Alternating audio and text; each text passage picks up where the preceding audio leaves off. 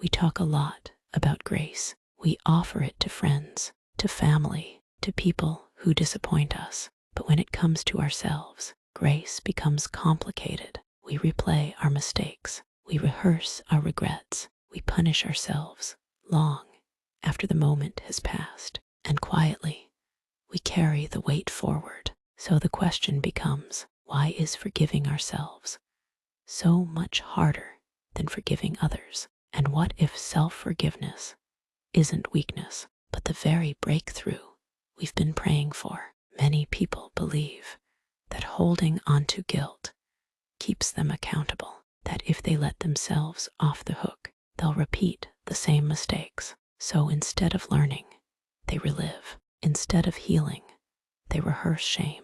But here's the truth we often miss. Grace was never meant to excuse wrongdoing. It was meant to restore the person. When we refuse to forgive ourselves, we aren't being righteous, we're being stuck. Here's the spiritual foundation we need to understand. If we confess our sins, He is faithful and just to forgive us and to cleanse us from all unrighteousness. 1 John 1:9. Notice something important. God doesn't forgive partially. He doesn't forgive conditionally. He forgives fully. So when God has released something, but we continue to punish ourselves for it, we aren't walking in humility. We're resisting grace psychologically.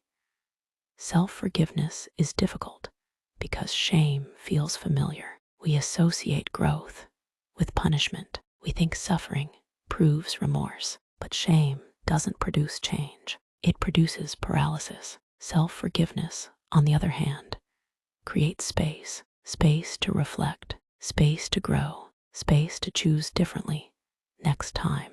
You cannot build a better future while constantly dragging your past behind you. So what does self-forgiveness actually look like? It doesn't mean denying what happened. It doesn't mean minimizing harm. It means acknowledging, I made a mistake, but I am not my mistake. It means learning instead of looping, repenting instead of reliving, receiving grace instead of resisting it. And sometimes forgiving yourself means trusting God's judgment over your own. If He says you are cleansed, you don't get to argue. If you've been stuck in regret, if you've been replaying a past version of yourself, if you've been withholding grace from your own life, this may be your invitation.